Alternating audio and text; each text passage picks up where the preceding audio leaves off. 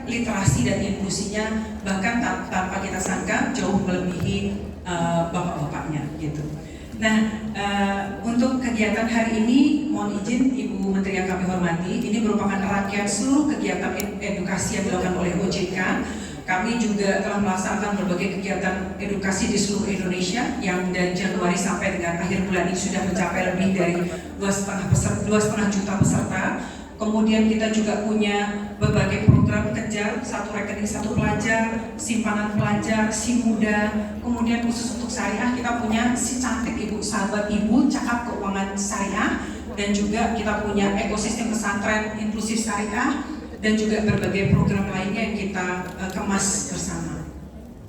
Nah, untuk hari ini izinkan kami melaporkan kepada Ibu dan kepada Pak Mahendra dan kepada Ibu Bapak semua program si cantik, mohon izin, program Bundaku ini diikuti saat ini lebih dari 700 peserta yang hadir secara offline dan kemudian yang secara online baik itu melalui Zoom maupun YouTube sekitar 1.500 peserta. Dan ini boleh ke kanan buat Ibu Bapak. Dan terima kasih Ibu, kami juga didukung oleh Ikatan Istri Pegawai OJK, Bu Ita dan seluruh jajaran. Kemudian ada Ladies Banker, ini tadi yang saya sampaikan terinspirasi dari Ibu bahwa kalau perempuan-perempuan hebat, saya bilang ibu-ibu yang sukses ini jangan sukses sendiri, tapi harus secara bersama-sama kita mengedukasi masyarakat untuk lebih terliterasi dan meningkatkan kesejahteraan masyarakat.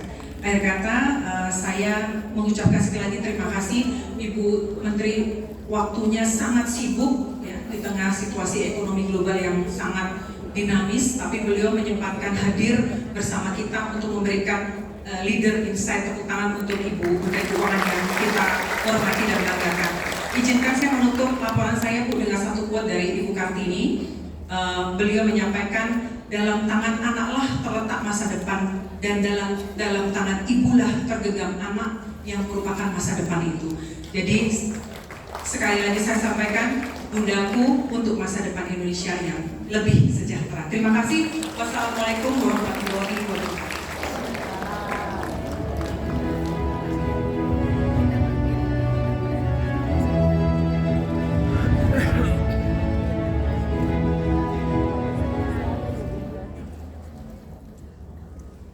Hadirin yang kami hormati, mari kita simak bersama sambutan Ketua Dewan Komisioner Otoritas Jasa Keuangan Republik Indonesia, Bapak Mahendra Siregar. Dengan hormat kami persilahkan.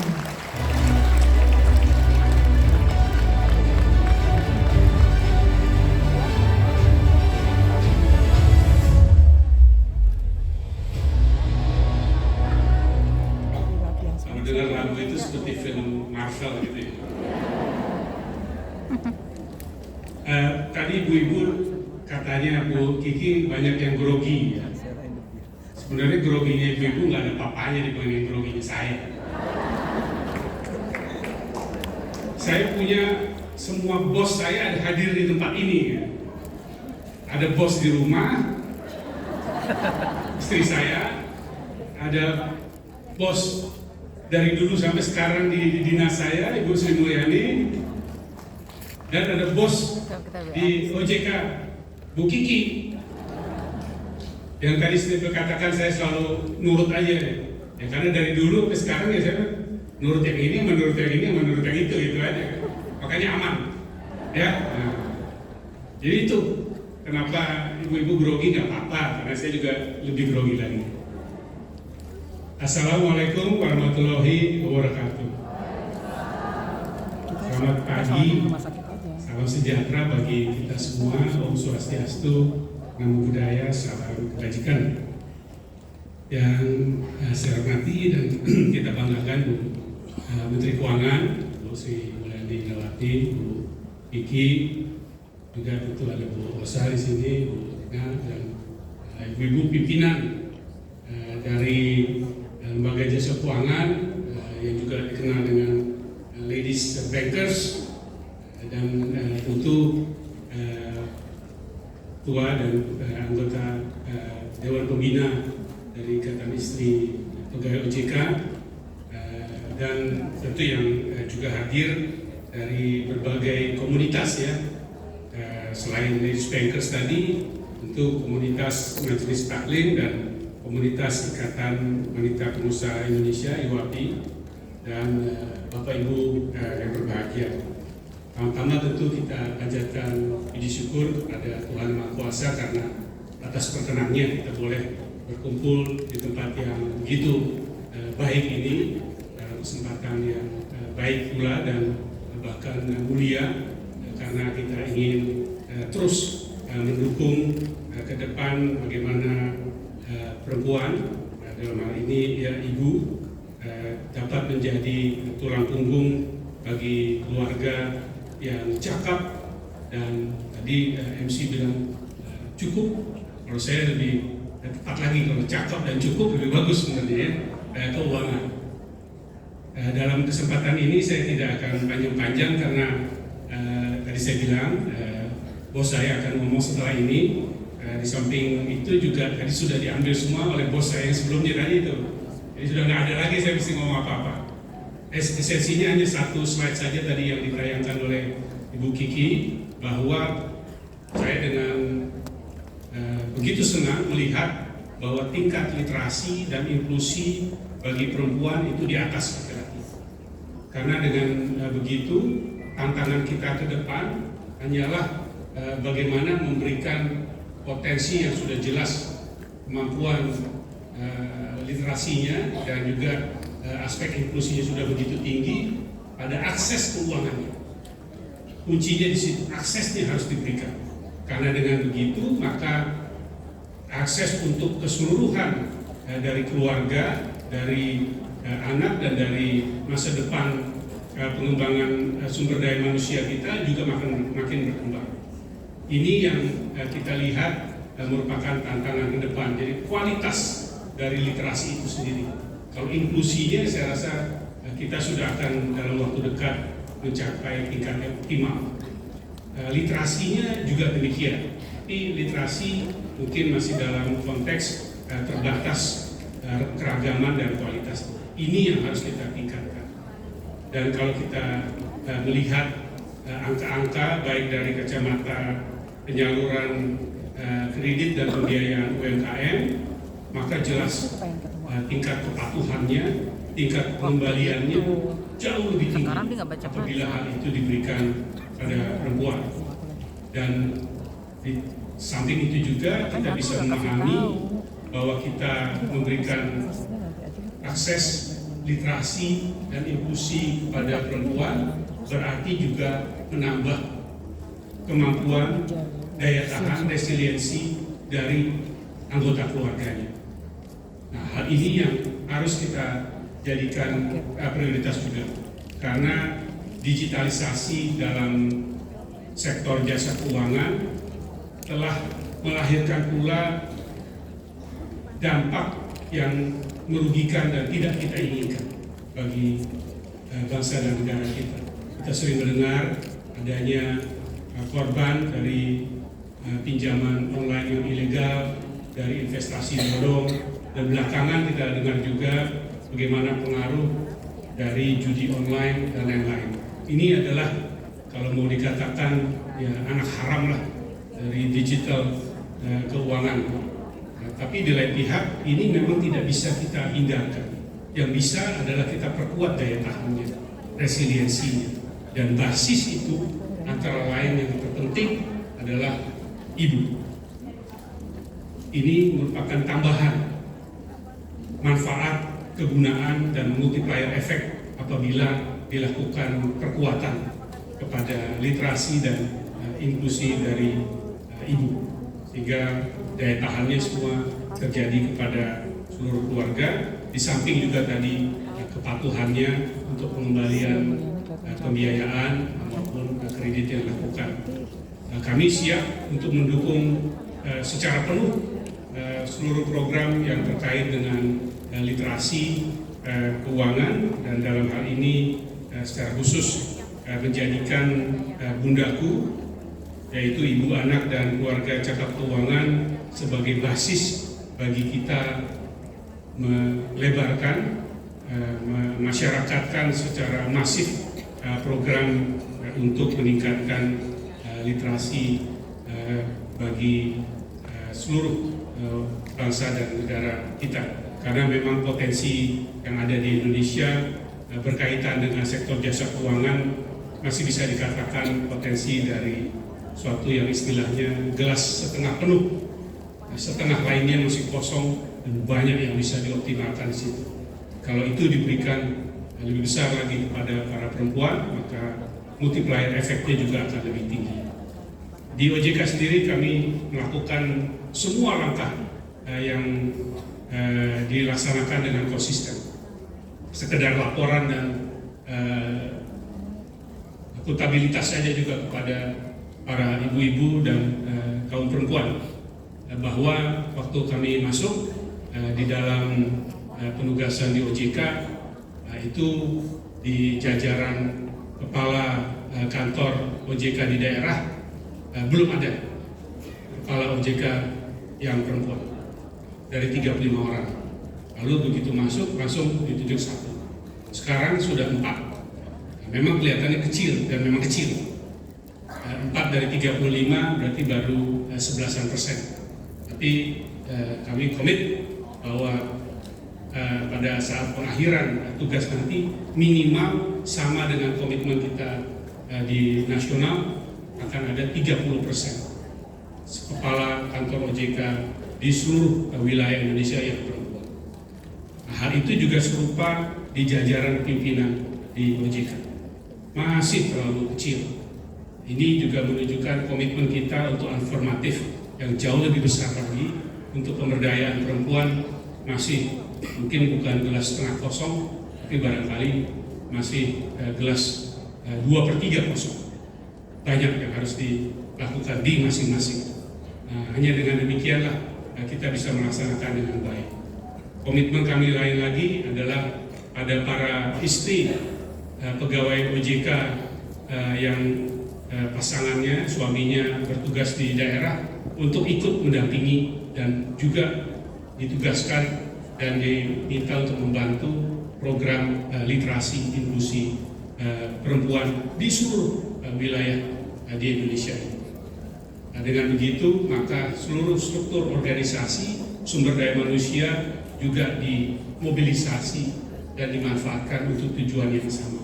Itu komitmen kita semua di Otoritas Jasa Keuangan, dan menjadikan program literasi ini di bawah komando Ibu Kiki sebagai Panglima, karena sudah siap mapan dengan berbagai modul yang disiapkan juga, dan hasil-hasil yang konkret untuk dimasifkan, digulirkan lebih menyeluruh lagi.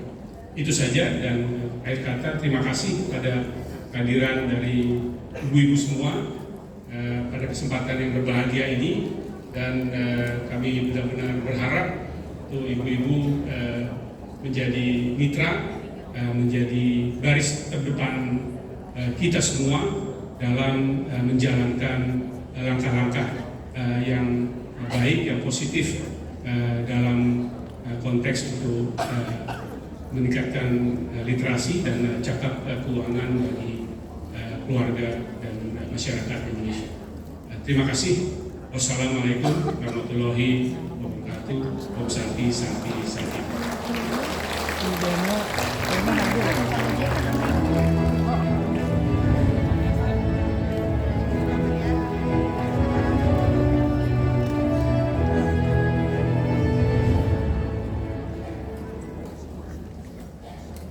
Hadirin yang kami hormati, mari kita simak bersama sesi Leaders Insight yang akan disampaikan oleh Menteri Keuangan Republik Indonesia, Ibu Sri Mulyani Indrawati.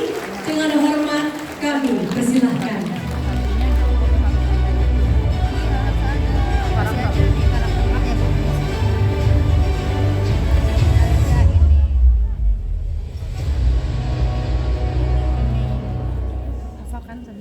Berarti 9. Terima kasih. Bismillahirrahmanirrahim. Assalamualaikum warahmatullahi wabarakatuh. Selamat pagi pagi dan salam sejahtera untuk kita semua. Om Swastiastu, Namo Buddhaya, salam kebajikan, Shalom, Rahayu. Yang saya hormati Bapak Mahendra Siregar, kawan saya semenjak tahun 1981. Banyak yang di ruangan ini mungkin belum lahir. Pak Kiki atau Bu Kiki yang menjadi pemrakarsa dan juga sebagai tadi nakoda kapten dari acara ini. Ibu-ibu sekalian, dari teman saya Bu Ita itu juga lama, Bu Ruli dan teman-teman semuanya, istri dari pegawai OJK maupun pejabat OJK, Lady Bankers yang saya kenal dari semenjak tahun 1990 something, udah lama banget. Kawan-kawan saya dari Kementerian Keuangan, Bu Osa, Bu Rina, Bu Nur Haida yang juga dari Kemenku sebetulnya, jadi kita sebutkan masih selama Kemenku ya tetap Kemenku saja. Dan para ibu-ibu sekalian yang tadi telah disebutkan, si cantik yang hari ini kayaknya mau wisuda, selamat ibu-ibu semuanya. Cantik wajahnya, cantik hatinya, cantik otaknya. Amin. Alhamdulillah. Ibu-ibu dari Iwabi tadi yang ramai banget di tengah itu, Iwabi Jakarta. Siapa lagi yang saya harus menyapa? Semuanya yang mungkin gak bisa saya sapa satu-satu ya. Tidak karena sayang, tapi saya tahu ibu-ibu semuanya adalah perempuan yang spesial. Alhamdulillah, terima kasih saya diundang pada pagi hari ini oleh Ibu Kiki dan OJK untuk memberikan pandangan pada acara Bundaku, Ibu, Anak, dan Keluarga Cakap Keuangan. Sebuah acara yang sangat penting dan tadi didahului dengan pemberian data dari Ibu Kiki dan tentu pentingnya literasi keuangan yang disampaikan baik oleh Pak Mahendra dan Ibu Kiki. Mungkin saya memulainya dengan mengatakan kenapa literasi keuangan penting. Sebuah bangsa, sebuah negara di dalam rangka untuk meningkatkan kesejahteraan, kemakmuran, dan juga mewujudkan keadilan, kebersamaan, itu tidak mungkin dilakukan tanpa pembangunan di bidang ekonomi. Karena pembangunan ekonomi yang identik dengan kemampuan untuk memenuhi kebutuhan diri sendiri, baik pada tingkat personal, keluarga, masyarakat, dan bangsa, itu menjadi syarat yang pertama bagi sebuah bangsa untuk maju dan sejahtera. Pembangunan di bidang ekonomi, apalagi di dalam sebuah konteks atau suasana yang terus berubah, tidak akan terjadi dengan sendirinya. Kalau ibu-ibu majelis taklim pasti kenal kalimat kun fayakun, betul ibu ya? Terjadi maka terjadilah, itu hanya hak prerogatif yang maha kuasa. Tuhan yang maha kuasa, Allah Subhanahu wa Ta'ala, bila menghendaki maka kun fayakun, terjadi dan terjadilah. Tapi kita ini makhluknya, kita tidak sesakti dan tidak seberkuasa seperti Sang Pencipta. Maka kalau manusia, makhluknya, ingin mencapai sebuah cita-cita, dan cita-cita itu moga-moga cita-cita yang baik, karena ada juga manusia yang punya cita-cita buruk loh.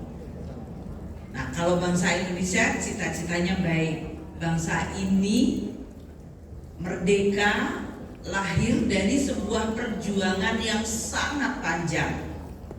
Dan waktu kita mendeklarasikan sebagai sebuah negara bangsa yang merdeka, kita tidak hanya sekedar mengusir penjajah dari bumi Indonesia, tidak mau dijajah Belanda, tidak mau dijajah oleh Jepang, kita mau merdeka. Untuk apa? Ya pokoknya sekedar merdeka saja. Kadang-kadang ada juga yang orang kayak gitu. Kenapa kamu nggak mau ada di rumah saya? Ya saya kepengen bebas aja gitu. Untuk apa? Ya sekedar bebas aja. Tapi Indonesia nggak kayak gitu.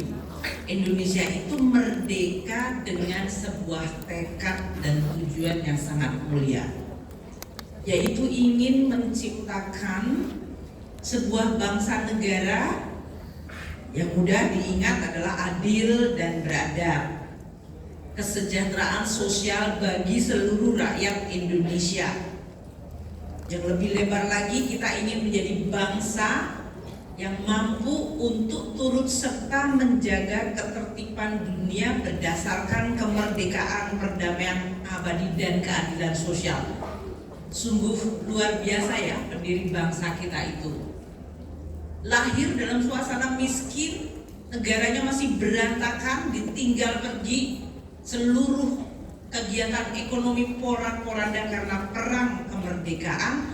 Namun para pendiri bangsa kita punya sebuah determinasi tekad yang luar biasa, ingin membuat sebuah bangsa yang tadi bermartabat, sejahtera, adil, dan kemudian bahkan ikut menjaga ketertiban dunia berdasarkan kemerdekaan. Tidak bisa dunia tertib karena satu diinjek sama yang lain, tapi harus merdeka berdasarkan perdamaian abadi yang berdasarkan kemerdekaan, keadilan sosial. Cita-cita mulia ini dari generasi ke generasi terus diturunkan. Jadi kalau ibu-ibu hari ini adalah generasi yang sekarang sedang menjalani kehidupan berbangsa dan bernegara, maka kita juga punya kewajiban.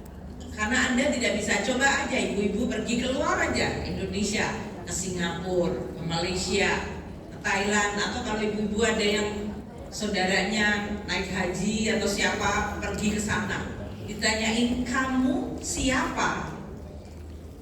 Anda nggak akan bilang saya Sri Mulyani. No, I'm not asking your name. Kamu dari mana?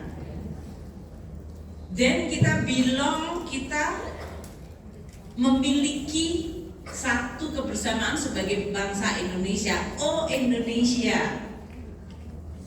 Orang langsung keluar dengan suatu persepsi, negaranya baik ya orang-orangnya, negaranya indah ya, negaranya ekonominya bagus ya, negaranya menteri keuangannya perempuan ya, iyalah. Dan terakhir itu tambahan. Tapi artinya Anda keluar tidak hanya sekedar membawa nama sendiri. Anda dikenal, direcognize sebagai bagian dari bangsa Indonesia. Dan oleh karena itu kita selalu memimpikan, mengharapkan, memperjuangkan agar nama Indonesia itu bagus. Coba lihat saja. Coba lihat saja. Satu pertandingan bola, emosi ratusan juta rakyat Indonesia. Waktu golnya dianulir, marahnya seluruh Indonesia. It is because kita satu emotional bonding, ingin melihat Indonesia itu bermartabat, memiliki martabat dan dihormati. Benar nggak? Anda nggak kepengen menjadi negara yang dibilang where are you from? Indonesia, negara gagal, negara kacau, negara yang kalau dalam bahasa Inggrisnya disebut basket case, itu ya gagal lah kira-kira. Anda nggak mau. Nah, untuk mencapai kemajuan martabat bangsa ini, ekonominya harus dibangun, dan dibangunnya harus secara berkeadilan. Membangun ekonomi sebuah bangsa dan negara membutuhkan banyak sekali upaya. Coba kita lihat statistiknya saja. Jumlah populasi Indonesia 275 juta. Itu separuh laki, separuh perempuan. Ya kan? Bayangkan kalau di dalam sebuah bangsa untuk menjalankan kegiatan ekonomi yang kerja hanya laki-laki dan perempuan nggak kerja atau dianggap nggak kerja, karena ini adalah persepsi yang dibuat, norma yang dibuat di dalam kehidupan hingga hari ini, bahwa kalau perempuan di rumah itu dianggap nggak kerja, padahal itu kerjaan yang paling capek itu di rumah. Betul kan? Dan itu tidak dihargai baik secara rupiah maupun secara perhatian. Jangan curhat sama saya, curhat sama Pak Mahendra. Karena itu dianggap bahwa when you are home, kalau Anda di rumah, Anda kemudian dianggap tidak bekerja. Padahal mengelola rumah itu adalah bisnis yang paling kompleks. Belum kalau saya tadi mensindir yang dikatakan oleh Bu Kiki mengenai Raden Ajeng Kartini. Perempuan itu hamil, melahirkan. Perempuan adalah sekolah pertama anaknya. Raden Ajeng Kartini, ibu-ibu coba baca deh buku-bukunya, luar biasa. Beliau menginginkan perempuan itu harus literate. Jadi kalau ngomong literasi hari ini jangan merasa sok jago dan maju ya. Ibu Kartini tahun 1800 berapa Ibu Kartini itu? Z 890 beliau sudah bicara tentang literasi, dan beliau sangat yakin bahwa perempuan yang diberikan akses untuk menjadi literate berarti mampu untuk mengakses informasi melalui membaca, melalui sekolah, melalui berinteraksi, maka perempuan itu akan mampu pertama mendidik anak-anaknya menjadi lebih baik, kedua dia mampu untuk menciptakan peradaban yang lebih baik. Luar biasa ya dari seorang perempuan seperti Kartini. Nah, kembali membangun ekonomi sebuah bangsa, maka modal pertama yang penting adalah manusianya, human capital. Makanya disebutnya human capital. Kalau Lady Belkis tahu banget itu, ada tidak disebutnya human liability, karena kalau ngomong neraca itu adalah capital sama liability. Anda semuanya ditulis secara spesifik, manusia itu adalah capital, itu modal. Namun modal ini akan betul-betul menjadi modal yang mampu mengenerate suatu kebaikan, baik kebaikan di rumah, kegiatan di dalam masyarakat maupun di dalam perekonomian, apabila capital itu diinfuse dengan literasi. Kalau tidak, capital yang ada di dalam diri manusia, terutama perempuan, nggak diinfuse dengan literasi, dia bisa menjadi liability. Perempuan atau bahkan laki-laki yang tidak terdidik, kalau hari ini kita semuanya lagi senang dan cukup populer dengar kata stunting. Dari kecil gizinya nggak cukup, sehingga badan dan otaknya tidak bisa berkembang. Pada saat dia sudah menjadi dewasa, mau dikejar gizinya, otaknya itu perkembangannya adalah 1000 hari pertama. Lewat itu agak susah ngejarnya. Jadi kalau kita bicara tentang literasi, kalau kita bicara perempuan, luar biasa dampaknya kepada generasi-generasi yang akan datang. Di dalam membangun ekonomi, supaya human capital itu bisa mampu menjadi memberikan nilai tambah, membangun peradaban, maka dia perlu diberikan ilmu pengetahuan. Nah, tantangan hari ini lebih kompleks.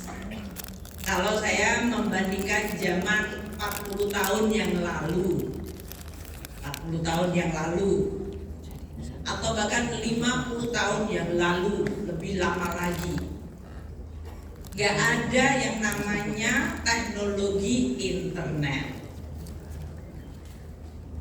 Sehingga waktu saya sekolah untuk menyelesaikan PhD saya, doktor saya, S3 saya, kalau saya butuh sebuah buku referensi, saya harus pergi ke perpustakaan, mencari bukunya, mencari di dalam perpustakaan. Kalau di perpustakaan, karena saya sekolah di Amerika, di perpustakaan ini tidak ada, agak cukup canggih di Amerika waktu itu. Mereka mengatakan buku ini ada di universitas lain, kita boleh pinjem, nanti nunggu dikirim bukunya melalui pos. Itu adalah zaman dulu, ada yang menyebutnya udah jadul itu. Hari ini, ibu bapak sekalian, ini ibu-ibu di sini semua pasti pegang handphone, benar? Sebagian dengerin saya, sebagian ngecek WhatsApp group, betul? Betul. Jadi di dalam WhatsApp grupnya ada yang bicara, oh hari ini tergantung WA mana ini, WA keluarga, WA arisan, WA ini. Jadi Anda semuanya setiap hari, setiap saat multitasking. Satu, multitasking itu otaknya loncer jadi istilahnya. Kalau istilahnya itu bola muter aja gitu. Nah itu ada baiknya, ada bahayanya gitu. Karena dia loncer, dia nggak pernah fokus. Makanya orang-orang hari ini mudah sebetulnya berprestasi karena semua lawannya loncer otaknya tapi nggak ada fokus. Kalau kamu fokus pasti kamu juara. Sebetulnya gampang untuk jadi juara hari ini.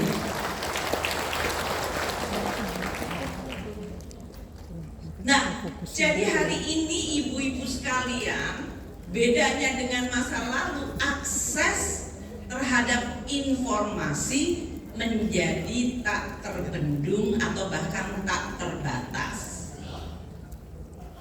Ini yang dihadapi oleh teman-teman OJK. Karena ibu-ibu sekalian dalam hal ini memiliki banyak yang sudah maju, ekonominya mulai ada, mulai nabung. Kalau saya lihat statistiknya 62% perempuan sekarang menabung, dan menabungnya 37% adalah pada kelompok. Itu namanya arisan atau majelis.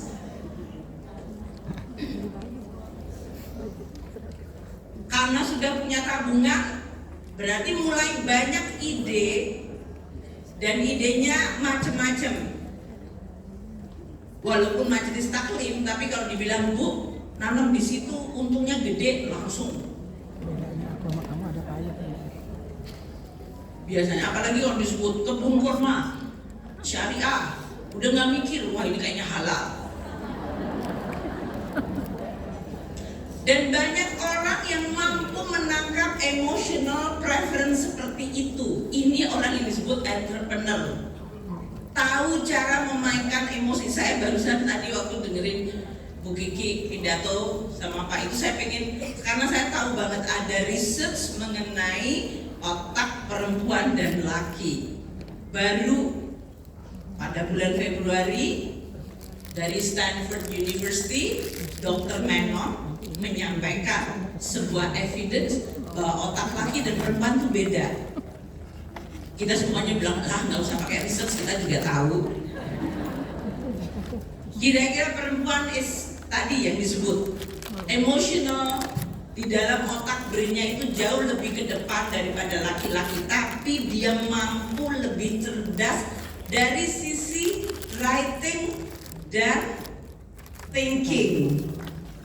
Makanya tadi kalau literasinya tadinya sama-sama rendah, terus dalam 10 tahun sekarang perempuan lebih duluan, kita sih nggak kaget. Ya kan?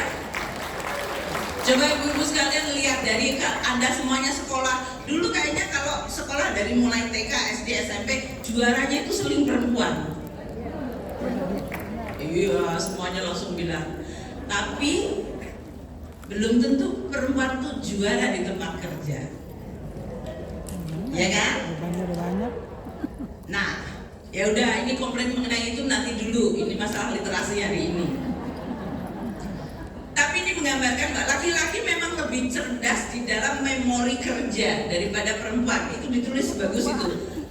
Laki-laki itu very good in space memory dan working memory. Makanya kalau di jalan ada mobil tiba-tiba sign-nya ke kiri belok kanan pasti bilang ini perempuan. Itu rasis banget, gender lah itu. Tapi ternyata kalau suami saya bilang gitu, saya lihat ternyata benar itu perempuan. Jadi perempuan itu ya karena tadi loncat. Jadi we are created differently. Ada yang laki, ada perempuan. Nah perempuan itu lebih tadi in writing, kalau yang akademik dia itu jauh lebih yang disebut ketekunan dan fokus untuk menyelesaikan. Nah ini menjadi kesempatan yang bagus karena Bu Kiki tadi memulai dengan laporannya bahwa dengan teknologi digital, dengan kemajuan yang sekarang ini ada, ekonomi maju, tapi nggak semuanya maju. Masih banyak rakyat kita yang belum maju dan kita berkewajiban yang maju untuk terus memajukan yang belum maju. Di dalam suasana ini tadi disebutkan dalam teknologi digital dan akses terhadap berbagai penawaran dan informasi, maka rakyat yang tidak literate dari sisi keuangan menjadi objek yang sangat rentan. Boro-boro maju dan bahkan sejahtera, mereka bisa tergulung oleh masalah yang tadi disebutkan Pak Mahendra, dari mulai pinjol sampai judol, ya kan? Pinjaman online dan judi online. Dan mereka masuk melalui whatever handphone yang Anda miliki mudah sekali, yang kemudian menimbulkan, kalau istilahnya di dalam perang, kalau yang disebut pertahanan kita di lini depan sudah jebol, berarti kan musuh sudah masuk di gadget Anda. Jadi pertahanannya ada di mana sekarang? Pertahanannya ada di dalam kepala dan hati Anda. Karena gadget ini jadi teman dan sekaligus dia ancaman. Anda nggak bisa men-screen, mungkin bisa dengan beberapa aplikasi, tapi masif sekali sekarang itu offering berbagai hal yang Anda lihat. Anda lihat aja SMS Anda itu banyak sekali. BPKB Anda bisa dipakai untuk ini.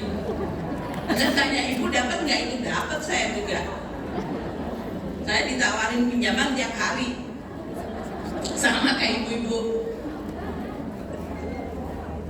Jadi kalau kita sendiri tidak punya pertahanan, and then kitalah yang kemudian menjadi korban, kita tuh target. The first line of defense pertama kita udah lewat, yaitu gadget kita nggak bisa men-screen.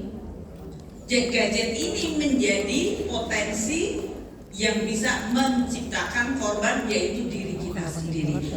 Makanya saya sangat senang Bu Kiki tadi menyampaikan bahwa literasi dilakukan dan berbagai program tadi disebutkan dalam pie charts-nya dari berbagai target grup perempuan excluded satu di sini, ada disable, ada mahasiswa, ada pegawai negeri atau pegawai swasta, karyawan.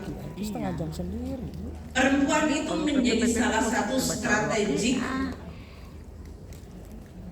konstituen yang sangat penting di dalam menciptakan awareness atau kesadaran mengenai pentingnya opportunity, yaitu kesempatan untuk maju menggunakan teknologi digital, dan juga dari sisi menjaga diri sendiri maupun keluarga serta masyarakat.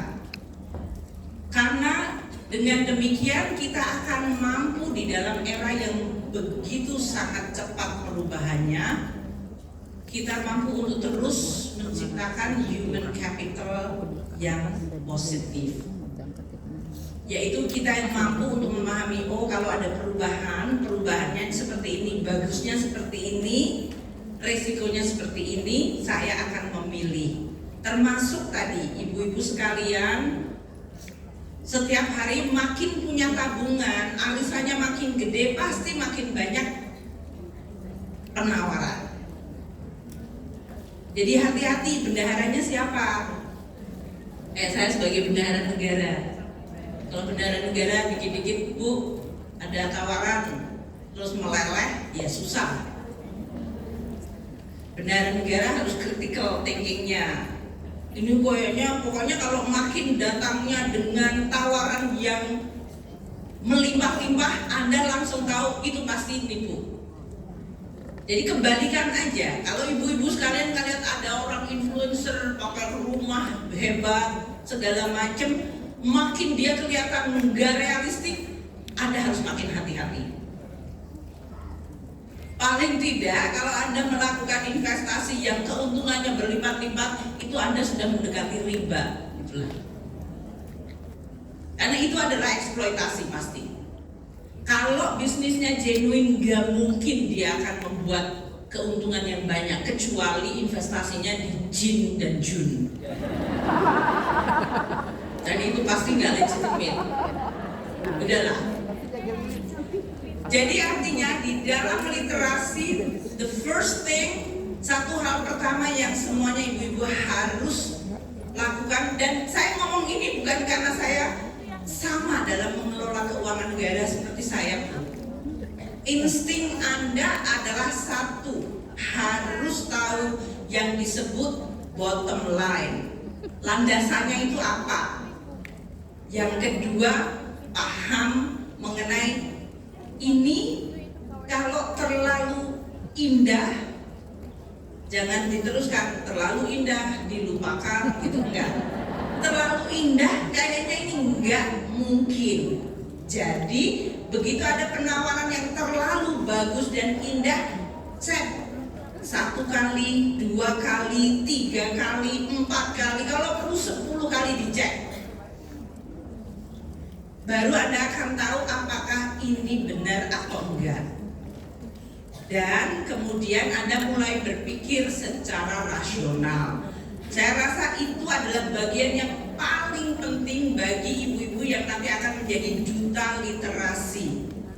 Jangan kalau ke masyarakat banyak kemudian langsung dikasih literasinya itu yang ruwet, yang masyarakat bilang itu ngomong apa toh?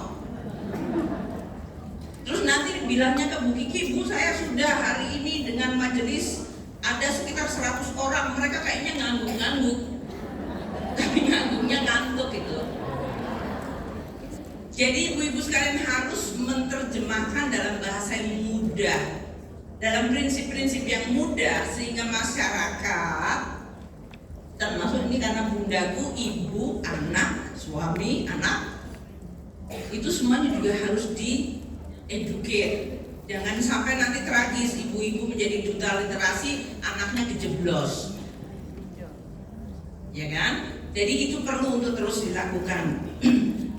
Ini adalah bagian dari strategi nasional kita untuk meningkatkan kemampuan dari masyarakat kita untuk terus maju di dalam suasana yang terus berubah, memanfaatkan teknologi tapi memahami resikonya, sehingga kita mampu untuk terus menjadi negara yang seperti dicita-citakan, ingin menjadi negara maju besar pada tahun insya Allah 2045 waktu Indonesia merdeka 100 tahun, pada saat dimana kita mampu kemudian mengingat para pendiri bangsa kita, kita sudah bekerja loh, sudah mencapai titik ini.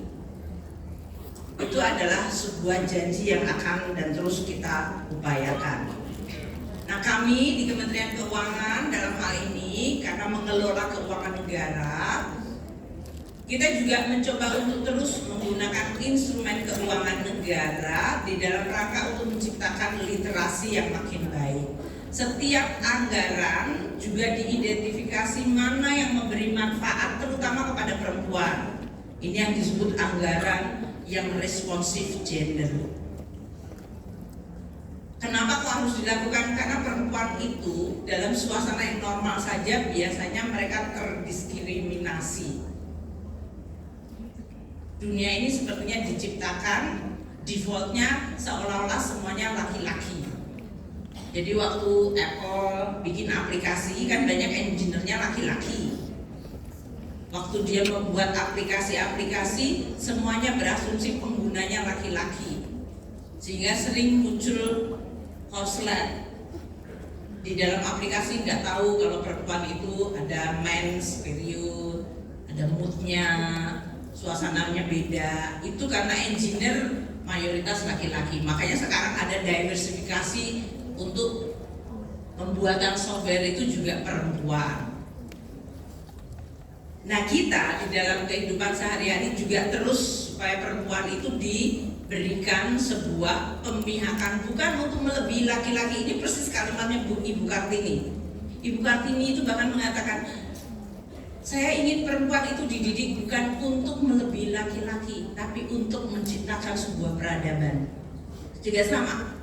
Kalau hari-hari ini kalau ada orang mengatakan kenapa perempuan perlu gender awareness, bukan karena kita ingin melebihi, tapi di dalam sebuah masyarakat yang laki perempuannya itu setara. Saya ini sering mengatakan, ya mungkin sebagian sudah pernah dengar, setara. Itu kira-kira kalau ibu-ibu sekalian ada yang pakai high heel nggak di sini? Saya lihat ada, ya. Bu Arnika pakai high heel. Coba high heelnya Bu Arnika yang satu 7,5 cm, yang satu flat shoes. Coba suruh jalan, nggak enak banget, ya kan? Nggak enak banget kan? Laki perempuan di dalam sebuah masyarakat itu persis kayak dua sepatu kiri dan kanan. Kenapa dia perlu setara? Ya karena society itu perlu untuk didukung dengan sebuah keadilan. Laki jadi perempuan enggak juga, perempuan jadi laki enggak juga, karena kiri dan kanan beda. Tapi setara enggak? Setara. Kenapa? Ya karena masyarakat perlu untuk bekerja dan terus maju secara bersama-sama. Jadi saya mau tutup dengan mengatakan, dengan instrumen apapun yang Anda miliki, kalau saya dalam hal ini keuangan negara, kebijakan, kita coba untuk terus mempromot kemajuan perempuan, karena bukan hanya perempuan perlu maju, perempuan itu memberikan dampak kepada generasi yang akan datang. Ibu bapak sekalian, terutama para ibu-ibu ini yang akan diwisuda dan sudah mendapatkan literasi keuangan yang baik, tolong ilmunya disebarkan seluas dan sebanyak mungkin. Ilmu itu seperti cinta, makin disebar, makin kembali banyak. Itu ya. Jadi jangan pelit. Kalau umat Islam bahkan tahu, makin ilmunya diberikan, Anda sudah investasi amal jariah. Itu kan? Jadi yang sudah punya literasi, keahlian, punya pengalaman, termasuk pengalaman ditipu, gunakan pengalaman itu dan literasi Anda untuk bisa memberikan awareness kepada masyarakat luas. Saya berharap Bu Kiki ya, tadi yang disebutkan inklusi kita sudah berapa tadi ya? 70 ya? 85.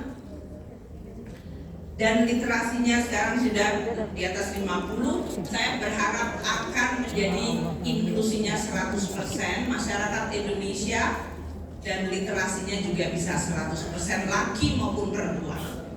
Dan itu mestinya bisa dicapai dalam waktu selama Bu Kiki dan Pak Mahendra di OJK. Janji ya Pak ya? Bu Kiki kayaknya langsung lemes gitu.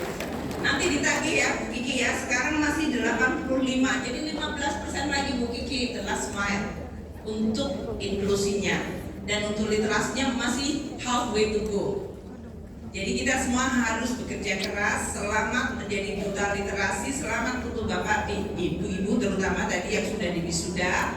Dan untuk semua ibu-ibu yang terus aktif untuk meningkatkan literasi, saya ucapkan terima kasih dan penghargaan yang setinggi-tingginya. Terus lakukan hal-hal yang baik dalam hidup Anda. Kalau satu orang berbuat baik, maka 275 juta orang Indonesia akan membuat kebaikan yang sangat dahsyat di seluruh dunia. Terima kasih, selamat atas wisudanya. Assalamualaikum warahmatullahi wabarakatuh. Kami mohon Ibu Sri Mulyani Indrawati untuk dapat tetap di tempat. Karena selanjutnya kita akan ada sesi foto bersama. Sesi foto bersama akan dilakukan dalam 3 sesi.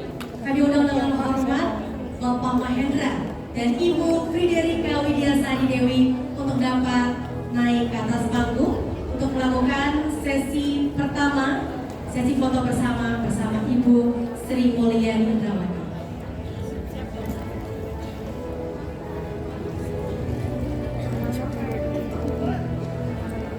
Baik, boleh untuk pose yang pertama dalam hitungan 1, 2, 3.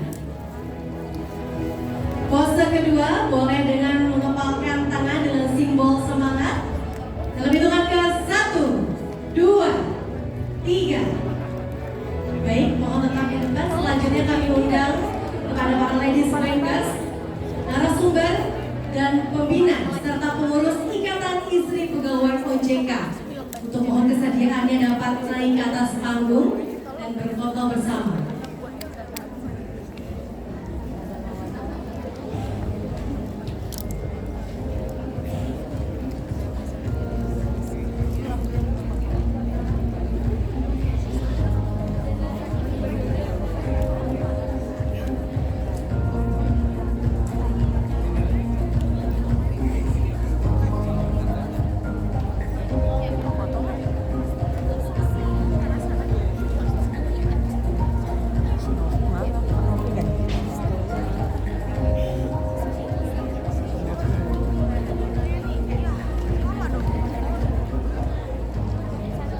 Baik, foto pertama boleh posenya 1, 2, 3. Foto selanjutnya boleh dengan memberikan gaya huruf L dengan tangan kanannya sebagai simbolis arti literasi ya. Semuanya boleh L. Dalam hitungan ke 1, 2, 3. Baik, Bapak Ibu, selanjutnya kami persilakan untuk dapat turun dari panggung. Untuk sesi selanjutnya kita akan ada foto bersama seluruh audiens atau seluruh peserta yang hadir dalam acara hari ini.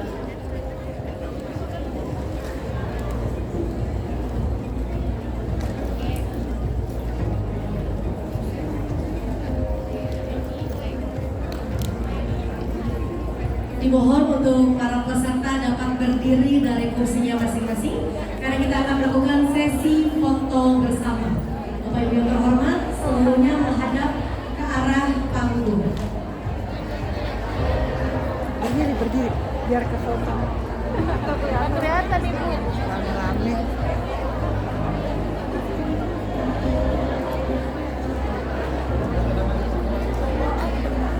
Apa-apa.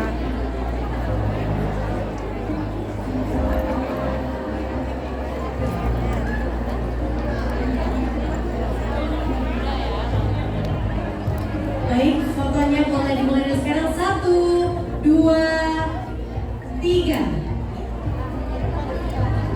Gaya selanjutnya boleh huruf L-nya dari tangan kanan dan berikan senyum terbaiknya.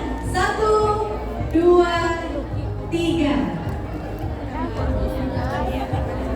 Baik, sesi foto telah selesai. Beri tepuk tangan yang paling meriah. Bapak dan Ibu yang kami hormati, kita akan ke sesi selanjutnya. Namun sebelum dilanjutkan, sehubungan dengan adanya agenda yang tidak bisa diwakilkan, maka Menteri Keuangan Republik Indonesia Ibu Sri Mulyani Indrawati dan Ketua Dewan Komisioner Otoritas Jasa Keuangan Bapak Mahendra Siregar harus meninggalkan ruangan kegiatan lebih awal. Tanpa mengurangi rasa hormat kepada beliau, kami silakan melanjutkan acara berikutnya. Terima kasih. Bapak Ibu serta hadirin yang berbahagia, kami mohon untuk tetap di tempat atau tetap di ruangan Zoom online virtual sampai kegiatan hari ini selesai. Terima kasih.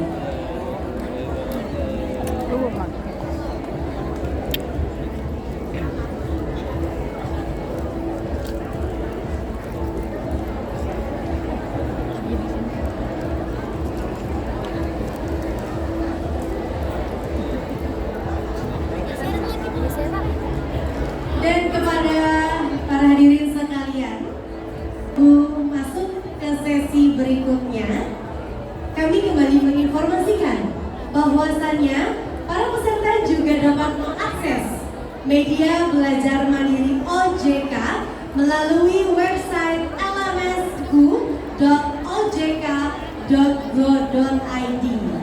Selain mendapatkan ilmu, tentunya poin pembelajaran di LMSgu OJK dapat ditukarkan menjadi merchandise menarik yang akan nantinya dikirim ke alamat masing-masing. Untuk terus update dengan informasi keuangan lainnya, para peserta juga dapat mengikuti sosial media @OJK Indonesia @sikapi.uangmu di Instagram, Twitter, dan juga Facebook.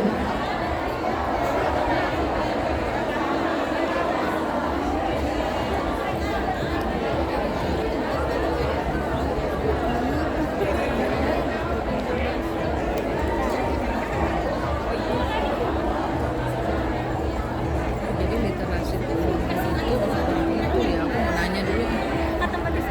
Tanya ke dari waktu sekarang siapa?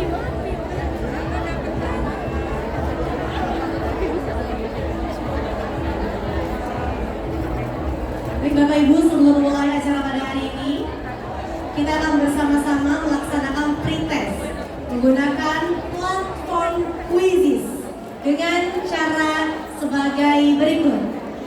Bapak Ibu peserta dimohon dapat menggunakan atau men-scan QR code yang tertera pada tampilan layar. Bagi Bapak Ibu peserta yang hadir secara daring, silakan mengklik tautan yang dibagikan panitia dalam kolom chat. Bila Bapak Ibu terkendala dalam scan QR, dapat mengetik alamat sebagai berikut dalam search engine. Bapak Ibu boleh mengetik joinmyquiz.com. Kemudian memasukkan kode 6 digit angka yang tertera pada layar.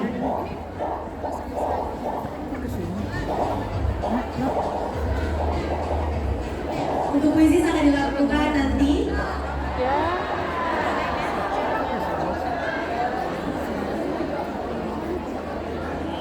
Untuk Quizizz akan dilakukan nanti setelah talk show selesai. Terima kasih.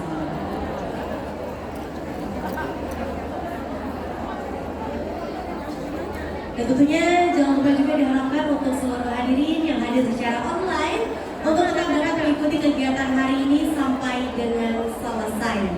Dan jangan lupa juga untuk selalu mengikuti sosial media kami. Enggak salah ya, salah ini kok. Salah ya. Bapak Ibu yang kami hormati, sesaat lagi kita akan saksikan bersama momentum penandatanganan komitmen bersama dan penyematan PIN Bundaku Cakap Keuangan. Melalui komitmen ini diharapkan para ibu dan perempuan menjadi duta literasi keuangan bagi keluarga dan juga masyarakat. Kami mengundang perwakilan dari Ladies Bankers, Ibu Anika Faisal.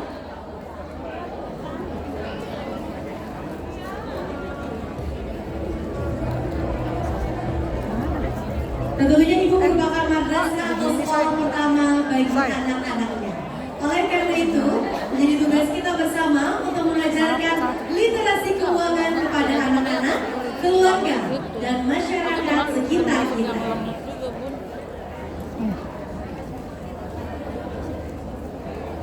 Ada verifikasi.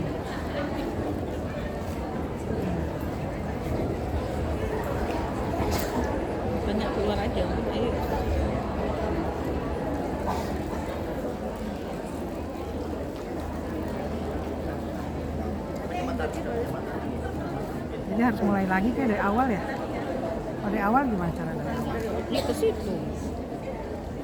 IGN-nya di situ. Di mana? Selanjutnya kami mengundang perwakilan dari Ladies Breakfas, Ibu Anika Faisal, Sekretaris Jenderal Perbanas, Ibu Afiliani, Ketua Bidang Pengembangan Kajian Ekonomi dan Perbankan Perbanas, Ibu Lisawati, Wakil Sekretaris Jenderal Perbanas, Ibu Rita Mirasari, Wakil Sekretaris Jenderal Perbanas, Ibu Kristina Harapan, Pengurus Bidang Hubungan Kelembagaan Perbanas. Dan selanjutnya kami mengundang perwakilan dari Ikatan Istri Pegawai Otoritas Jasa Keuangan, Ibu Nurmayani Ihsan, Ibu Ida Agus Edi Siregar, Ibu Lisha Hidayat Prabowo, Ibu Ita Aditya Jaya Antara, dan Ibu Santi Andriawan.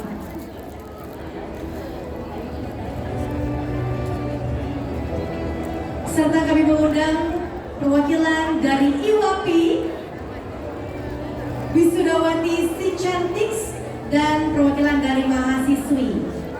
Mohon kesediaannya dapat naik ke atas panggung.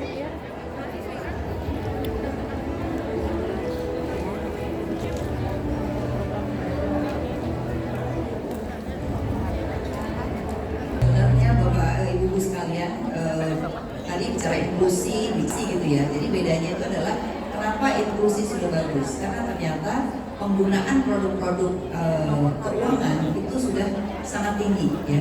Tapi yang disebut dengan literasi itu bedanya. Kalau inklusi itu adalah sudah menggunakan produk-produk keuangan gitu ya. Nah itu sudah bagus. Tapi persoalan inklusi yaitu adalah keterampilan, ya, sikap dan perilaku keuangan daripada orang itu yang masih rendah. Buktinya apa? Banyak kena pinjol, ya kan? Banyak bunuh diri gara-gara pinjol. Dan yang menarik sekarang adalah Gen Z itu juga kebanyakan mereka itu korban, gitu ya. Keinginan lebih banyak daripada pendapatannya. Nah ini yang salah siapa? Mungkin ibunya, gitu ya. Dulu tidak dididik mengelola uang, jadi ketika dia sudah mulai punya uang, nggak bisa mengelola uang. Nah ini jangan sampai terjadi ke depan, gitu ya. Ini adalah yang mau kita juga akan tanyakan. Baik, yang pertama mungkin ibu-ibu sekalian, ibu-ibu ini sebagai orang-orang di sektor keuangan pastinya juga bisa memberikan pendapat ya dan juga punya pengalaman ibu-ibu sekalian terhadap sektor keuangan. Nah mungkin Bu Nur Aida nih saya tanya dulu nih sebelum masuk ke materi. Sebenarnya apa sih pentingnya literasi bagi perempuan gitu? Mungkin pengalaman ibu sendiri, Bu Nur Aida, kemudian Bu Dewi dan Bu Risa dan Bu Anika mungkin bisa jawab. Yang pertama adalah apa pentingnya literasi bagi perempuan? Karena tadi CFO adalah perempuan ya. Terus yang kedua adalah terkait dengan mengelolanya gimana sih gitu? Karena seringkali orang banyak pengeluaran tapi pendapatannya kurang. Apakah nambah pendapatan atau pengeluarannya yang dikurangin? Silakan mulai dari Bu Raida. Baik, terima kasih Bu Alfi, Bapak Ibu-ibu yang saya hormati, yang saya banggakan. Jadi kalau ditanya apa sih pentingnya literasi keuangan bagi perempuan, saya rasa semua kita sepakat bahwa literasi keuangan itu sangat penting bagi perempuan. Kita juga mendengarkan tadi dari Bu Sri Mulyani dan Bu Kiki juga bahwa dengan literasi keuangan itu karena peran dari perempuan itu adalah sebagai pengelola keuangan. Jadi baik dia di rumah tangga dari tingkat yang paling kecil itu rumah tangga, kemudian perempuan itu juga kalau kita bicara lebih jauh UKM itu juga perempuan yang banyak Wafi, kemudian juga perempuan ini sebagai pihak yang melakukan investasi. Nah semua itu membutuhkan literasi di bidang keuangan. Kalau di rumah tangga, ibu-ibu tanpa pengetahuan keuangan tentu dia akan mengelola keuangannya tidak dengan baik gitu ya. Di tingkat rumah tangga misalnya ibu-ibu harus paham bahwa income-nya atau pendapatannya itu harus dialokasikan untuk kebutuhan rutin, pengeluaran rutin, dan kemudian pengeluaran masa depan. Jadi ini harus diperhatikan. Nah untuk di UKM, literasi keuangan juga menyangkut tentang bagaimana mengelola keuangan salah satunya. Nah UKM yang tidak punya laporan keuangan itu besar kemungkinan akan menjadi gagal. Nah, tingkat selanjutnya untuk perempuan, sekarang banyak perempuan yang sudah bisa menghasilkan sendiri, nanti mereka akan berinvestasi. Nah, untuk investasi itu perlu literasi keuangan. Jadi produk keuangan sangat banyak, kemudian mana yang dipilih, mana yang cocok, tentu itu akan membutuhkan suatu pemahaman tentang keuangan. Demikian Bu. Baik, terima kasih Bu Nurani. Ibu Anda bagaimana? Mungkin pengalaman pribadi juga boleh. Baik, terima kasih Bu Afi. Assalamualaikum warahmatullahi wabarakatuh. Mungkin tadi kita semua sepakat ya bahwa literasi keuangan itu penting, terutama sebagaimana tadi Bu Menteri juga sudah sampaikan bahwa ibu-ibu itu adalah Menteri Keuangan, manajer keuangan atau direktur keuangan lah di keluarga, sehingga sangat diperlukan ya pemahaman terhadap literasi keuangan, pemahaman terhadap produk-produk keuangan. Kalau kita lihat nih ibu-ibu biasanya kan kalau dari kita lahir lah, dari bayi lahir perlu dana untuk melahirkan, kemudian perlu uang sekolah, perlu juga kedepannya misalnya perlu beli rumah, perlu beli mobil, kalau mau ada usaha perlu berusaha, dan juga sampai ke kita meninggal juga perlu, sehingga penataan atau pengelolaan keuangan itu perlu dilakukan sejak awal gitu ya, sejak awal bahkan sejak kita masih kecil. Jadi misalnya kalau lahir tentu kita perlu biaya untuk kelahiran, kemudian kita perlu produk bank ya, KPR, atau bahkan setelah kita meninggal ya, jadi produk-produk jasa keuangan atau dalam hal ini perbankan itu mensupport setiap tahapan kehidupan manusia. Bahkan sampai meninggal ada produk untuk yang di perbankan syariah itu adalah produk wakaf gitu ya. Jadi kalau kita berwakaf dari sekarang maka pahalanya itu akan terbawa sampai kita meninggal. Jadi ini perlu dipahami oleh ibu-ibu sekalian, kebutuhan finansialnya, kebutuhan sosialnya, seperti mau infak, sedekah itu bisa melakukan produk perbankan. Oke. Jadi ini tadi kaitannya produknya ya. Jadi ini lebih ke inklusi bagaimana sebenarnya banyak produk keuangan baik itu masa depan maupun produk pada saat ini. Kami persilakan Bu Riza, mungkin silakan karena ini juga perlu beli saham gitu ya. Sebetulnya kan yang namanya literasi keuangan itu kan bukan hanya urusan pengelolaan keuangan ya, tapi juga kemandirian keuangan, terutama buat ibu-ibu yang ingin punya second income misalnya begitu. Dan salah satu hal yang penting juga yang adalah mengenai komunikasi keuangan.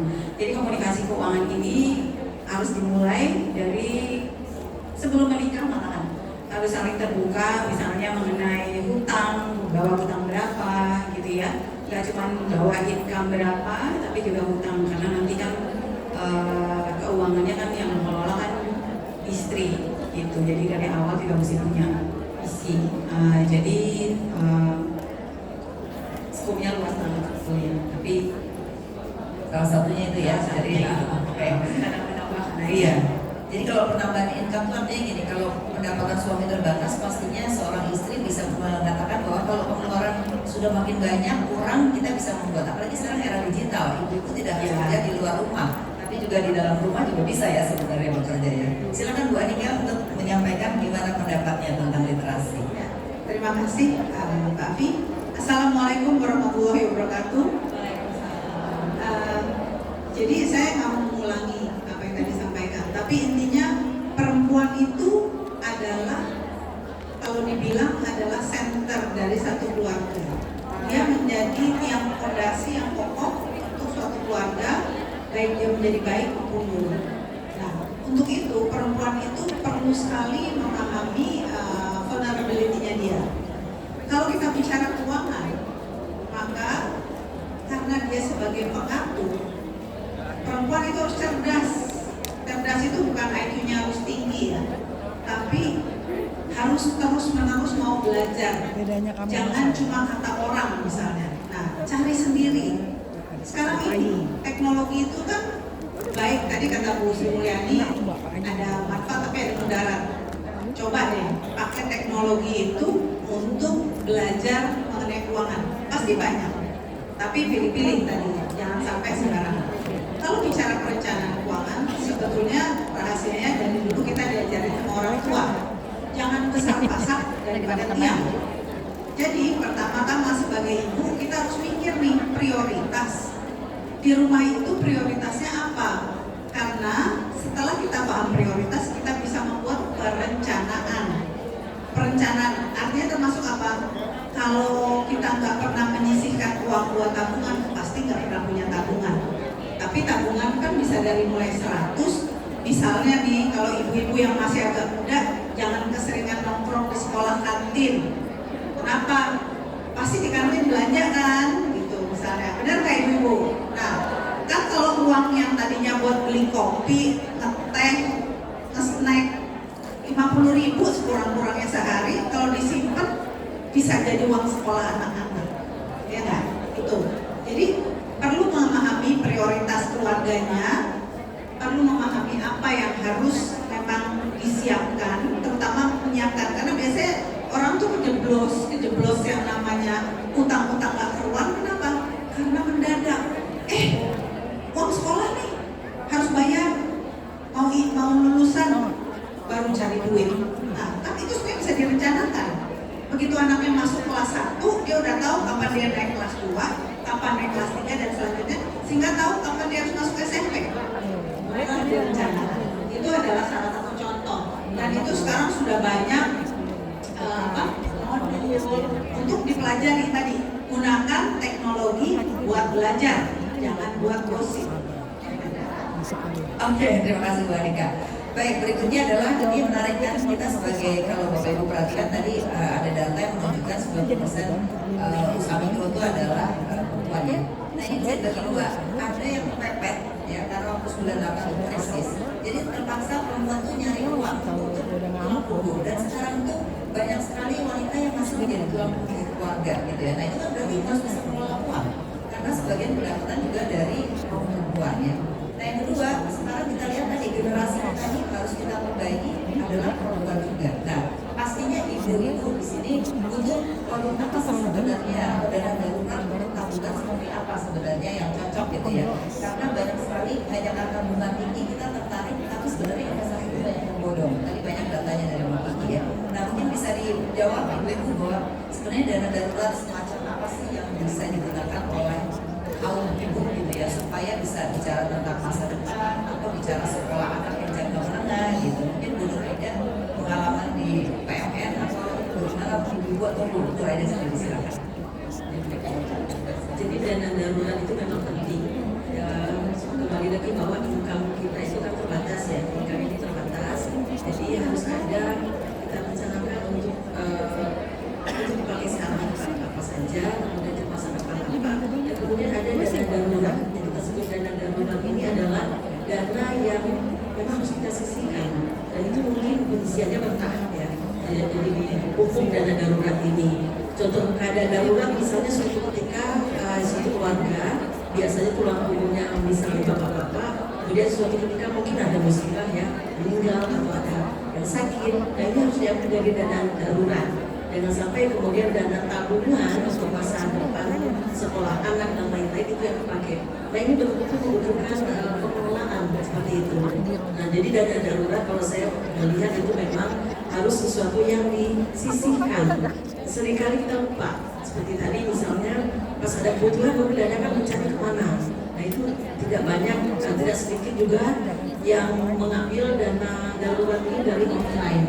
Dan itu sangat-sangat berbahaya karena beberapa di lingkungan saya, terutama mungkin yang ART gitu ya, mereka ambil dana darurat karena perlu untuk sekolah anak yang sekarang selagi masa-masanya gitu. Kemudian itu betul-betul mencekik leher ya, karena telat sehari terkena, telat sebulan katanya itu langsung 5%. Jadi minjam 5 juta, 7 juta, nanti bayarnya bisa sampai 16 juta demikian. Jadi saya rasa memang dana darurat ini harus memang disiapkan oleh keluarga dari level manapun.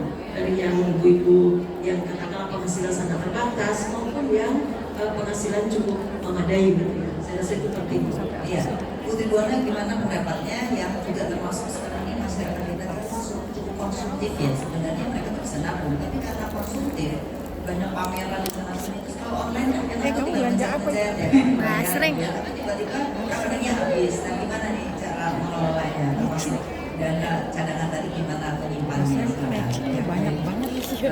Dan darurat itu sebenarnya ya tidak tiba-tiba darurat datang terus baru cari ya. Jadi memang sudah direncanakan sejak awal. Tadi Bu Afi sampaikan apa sih produknya? Ya bisa aja misalnya ada cicil emas. Biasanya ibu-ibu suka beli emas kan? Nah itu bisa belinya secara cicilan atau beli secara langsung itu juga bisa.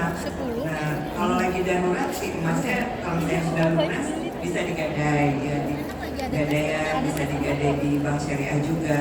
Jadi memang banyak alternatif produk-produk yang bisa membantu ibu-ibu semuanya untuk kalau terjadi kondisi darurat.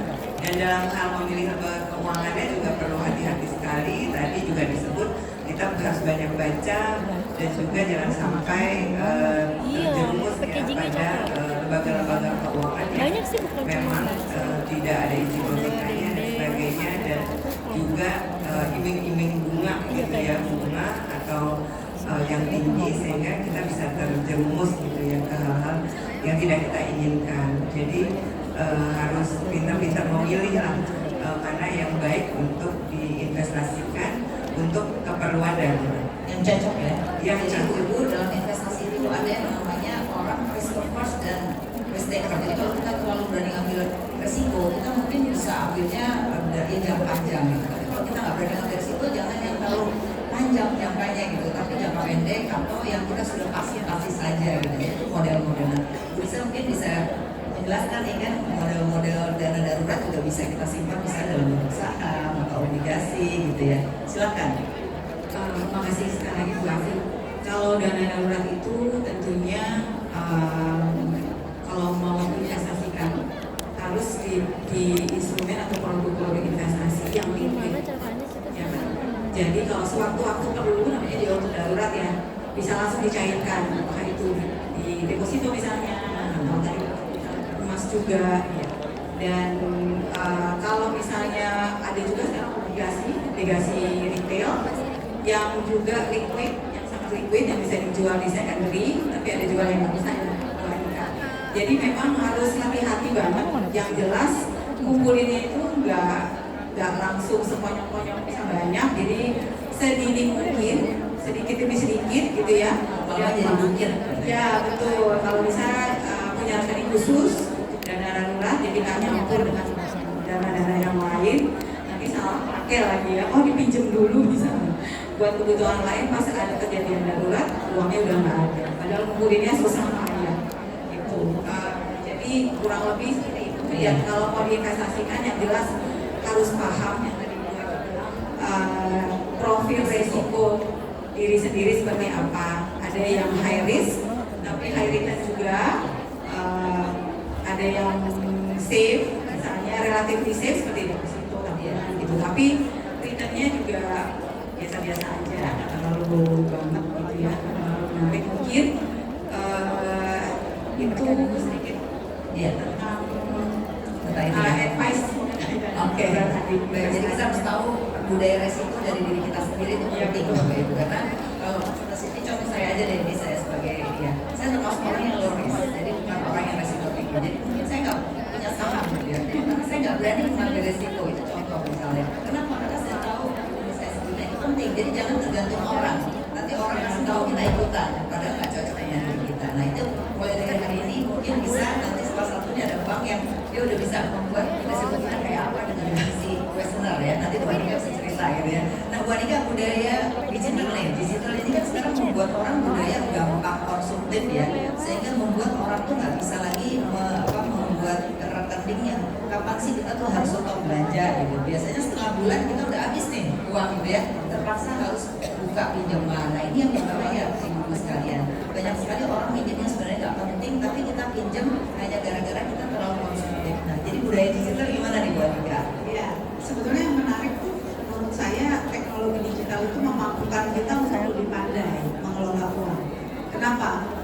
dulu saya diajarin ibu saya kalau mengelola keuangan tuh pakai amplop. Jadi uangnya diamplop-amplopin. Ini uang buat belanja, ini uang buat jajan, ini uang buat misalnya beli apa gitu ya, misalnya seperti itu. Atau waktu saya udah mulai punya keluarga, mungkin ini uang sekolah, ini uang belanja bulanan gitu ya, dan sebagainya.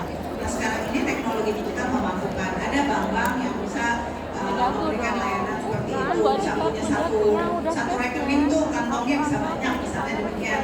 Juga di Bank Jago demikian salah satunya. Nah, kemudian kedua, jadi pertama memisahkan tadi balik lagi ya, kedua baru bicara saya mau sedikit titik beratkan buat ibu-ibu yang usaha nih ya.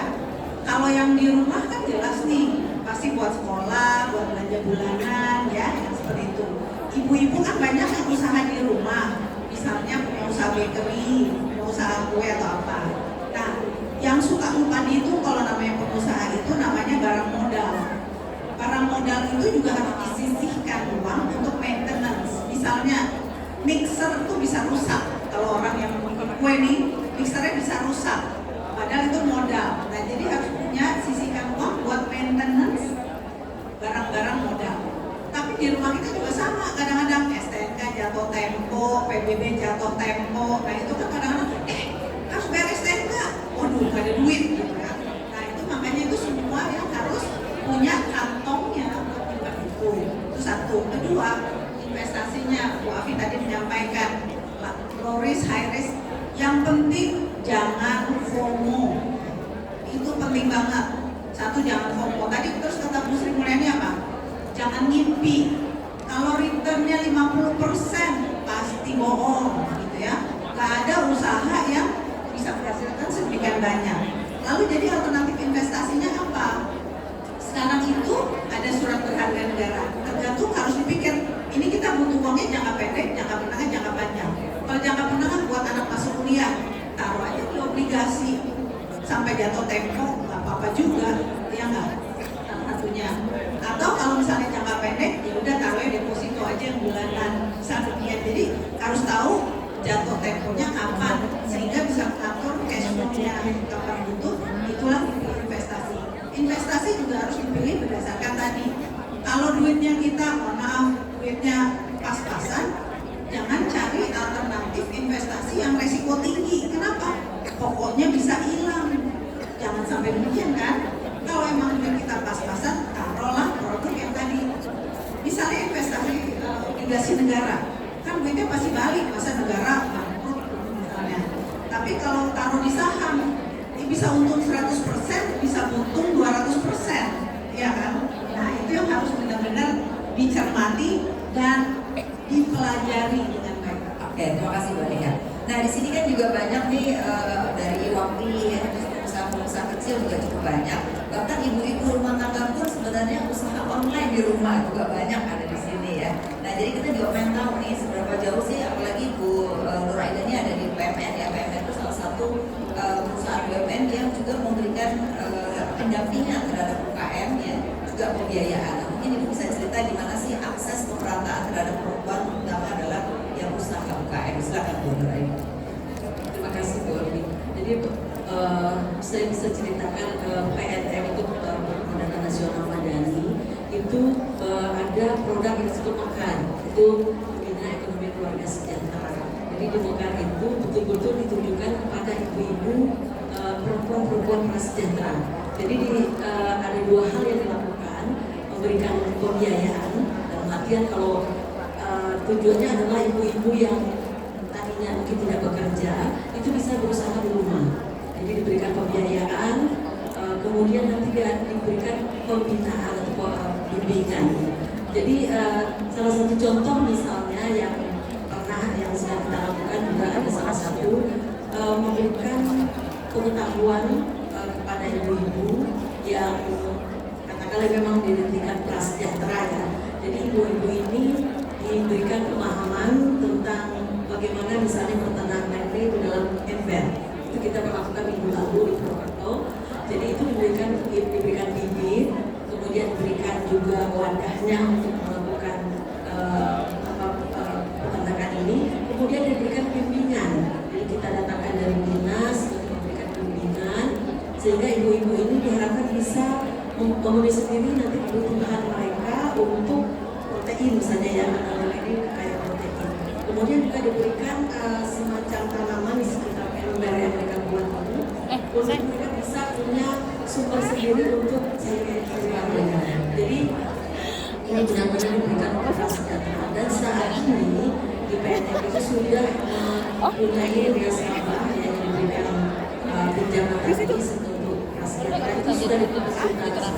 Jadi mudah-mudahan ini bisa mengangkat kehidupan dari masyarakat yang prasejahtera. Imigrasi siapa yang ke tempat gue nanti lu berarti ya yang pada tempat Itu sangat membantu. Aku jadi nyari teman gue dulu. Ini ibu-ibu yang ada di sini yang sedang memberdayakan warga masyarakat. Lagi nyari temannya SMA juga ada di sini. lu bertanggung jawab lo ya ke desa gue di sana lo ya tenaga lo ya pegang wisuda doang ya. Mungkin nanti bisa Belajar aja. Ini menarik sekali. Yuk, ini sebagai pembina kelompok banyak sekali tadi saya lihat mungkin bisa nanti berhubungan karena ini menarik ada pembinaan terkait dengan usahanya juga gitu ya. Nah, Bu Ridwana mungkin juga bisa menyampaikan terkait dengan apa sih sebenarnya dalam pemberdayaan perempuan terhadap akses keuangan yang juga bisa dilakukan di BSI ya pada dasarnya, sehingga ini juga bisa mengangkat sebenarnya juga aja pada mereka itu juga ada sesuatu yang buat mereka itu ilmu yang bisa meningkatkan literasi mereka, bisa meningkatkan juga terkait dengan pemberdayaan terhadap perempuan dari perempuan ya biasanya tidak kita sendiri. Silakan Bu. Perempuan Jadi memang BSI memang punya komitmen ya untuk mengembangkan Kita proses ya. Kita foto pemberdayaan ya terhadap usaha-usaha yang masih non-bankable gitu ya. Kita bekerja sama dengan BSI Maslahat karena BSI Maslahat itu mengelola dana-dana zakat yang nanti akan disalurkan kepada masyarakat yang membutuhkan. Nah, beberapa program-program yang sudah pernah kita lakukan itu ada contohnya program ibu-ibu yang terdampak COVID. Jadi yang suaminya meninggal itu diberi bantuan modal kebutuhan sehari-hari dan sekolah itu di daerah Jabodetabek. Terus juga ada yang pembiayaan ormas, itu juga pemberian modal di lingkungan masjid dalam rangka pembebasan dari rentenir. Jadi kita ada program untuk pembebasan dari rentenir itu di daerahnya daerah Lombok, NTB. Dia juga ada program bank wakaf mikro. Jadi pada prinsipnya bank itu melakukan pendampingan, tidak hanya dia bisa berusaha supaya bisnisnya tumbuh, tapi juga kita bantu untuk mencari bayarnya. Jadi waktu kemarin ada BSI Expo itu ada business matching. Jadi ada pengusaha dari Aceh itu membuat sambal. Di acara business matching itu di daerah di negara yang membeli Saudi ya, itu dia membeli 26 ton sambal dari pengusaha Aceh. Jadi ini juga merupakan ya kebanggaan juga buat bank ya, selain bantu untuk bisnisnya juga bantu untuk menjualnya. Dan juga ada juga di Aceh itu juga ada budidaya bandeng gitu ya, kemudian dijual pengusaha dibeli oleh negara Jepang gitu untuk makanan ikan. Jadi bandengnya bukan dimakan tapi dia untuk makanan ikan juga. Jadi buat kami tentunya akan sangat senang ya bila UMKM yang binaan-binaan itu bisa mendapatkan market di dalam negeri maupun di luar negeri. Ini menarik karena bank juga sekarang bukan hanya minjemin aja tapi juga bagaimana bisnis matching yang mempertemukan dengan buyer, saya rasa juga hal yang bagus. Mungkin ibu di sini juga nanti bisa berhubungan ya dengan Bu Ridwana di BSI. Nah sebelum Bu Risa saya tanya ke Bu Anika dulu. Bu Anika, gimana orang berpikir misalnya bahwa pendapatan itu harus ditingkatkan karena mengurangi pengeluaran sudah mungkin, inflasi tiap tahun meningkat terus, sedangkan penghasilan itu peningkatannya lebih rendah daripada inflasi ya kan. Berarti ibu-ibu mau tidak mau kan harus mencari baru gitu ya, membantu suami misalnya. Apa sih sebenarnya bagaimana supaya mereka juga bisa bekerja dari rumah? Sekarang kan digital ini bisa kerja dari rumah ya. Saya rasa sekarang banyak sekali loh ibu-ibu yang kerja dari rumah dan itu bisa menghasilkan income malah lebih banyak dari bapaknya loh. Silakan Bu Nika. Memang menurut saya teknologi itu membawa keberuntungan bagi perempuan nature-nya adalah domesticated ya. Perempuan itu kan domestik, terikat dengan rumah secara umum. Maksudnya kalau kita nggak punya pembantu banyak kan mau nggak mau urus anak, urus rumah. Dulu itu sebelum adanya teknologi kan kita jadi terbatasi dalam ruang lingkup rumah kita. Hari ini dengan adanya teknologi sebetulnya space itu menjadi hilang, menjadi tidak penting. Nggak punya lapak tetap bisa jualan, istilahnya kan demikian. Lapaknya bisa di rumah. Jadi ibu-ibu bisa berkreasi, memikirkan mulai dari berdagang secara online. Kedua, jadi tutor, ngajar itu juga bisa online. Kalau ibu-ibu ini kan pasti sekolah, ngajar bahasa Inggris, misalnya, atau ngajar matematika, bisa juga melalui online sekarang ini, cuma langganan Zoom gitu ya. Jadi memang ibu-ibu harus berkreasi atau mau kumpul cari temen. Dan gitu miring, biar nggak kelihatan gendut. Nah ini semua harus dipikirkan. Jadi hari ini dengan teknologi itu modal bisa jadi nggak harus besar. Yang penting punya keahlian. Nah ibu-ibu daripada di rumah nonton sinetron, mendingan cari keahlian, cari sertifikasi. Karena sekarang ini keahlian itu juga ada sertifikasinya. Misalnya keahlian kemarin ini saya baru belajar tukang jagal potong hewan aja itu ada sertifikasinya karena diajarin prosesnya. Nah ibu-ibu usahalah, sekarang usaha banyak macam-macam, mulai dari jualan barang, jualan makanan gitu ya, punya resep dari nenek yang gitu ya, seperti itu. Mungkin itu Bu Raffi. Jadi memanfaatkan sebetulnya waktu dan keahlian. Ya. Itu modalnya. Ya, ini menarik ya Ibu. Jadi sekarang ini banyak sekali memang usaha-usaha baru yang kecil ternyata dari rumah tangga justru karena memanfaatkan di rumah, tidak nganggur, tapi seperti kata Bu Anika, ambil sertifikasi. Biasanya itu yang terkait dengan khusus-khusus ya. Kemudian juga kalau jual makanan juga begitu enak, pasti langsung mereka ordernya banyak gitu. Jadi ini sebenarnya tidak menutup kemungkinan kaum perempuan itu sebenarnya untuk usaha itu banyak sekali ya. Jadi jangan dilewatkan gitu. Karena usia kita tuh harus bermanfaat bagi orang lain dan bermanfaat juga untuk bagi keluarga lebih dulu ya. Jawabnya Karena saya katakan inflasi itu jawabnya gimana? Itu nggak mungkin makin turun. Tentu saja inflasi itu makin tinggi. Bayangkan gaji keluarga kita atau suami kita mungkin lebih rendah daripada inflasinya. Sehingga tiap tahun ibu-ibu itu susah untuk memikirkan, aduh penghasilan sama, kenapa pengeluarannya naik terus gitu. Dan itu akan terjadi. Oleh karena itu dari sekarang sudah mulai memikirkan ya. Bisa juga produk-produk asuransi, bisa juga produk-produk lain yang sifatnya jangka panjang. Karena banyaknya kita itu hanya berpikir jangka pendek, tidak berpikir misalnya ketika kita usia pensiun misalnya. Nah usia pensiun itu kita harus punya uang berapa minimal untuk bisa makan. Jadi sekarang banyak sekali orang yang pensiun itu justru stres. Kenapa? Karena penghasilannya kecil, tidak cukup untuk makan. Bahkan terjadi yang namanya generasi sandwich ya.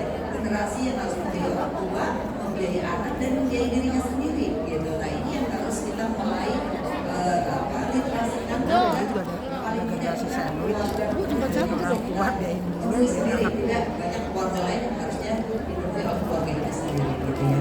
Baik, nah sekarang ini kalau ibu dengar krisis ya gitu ya.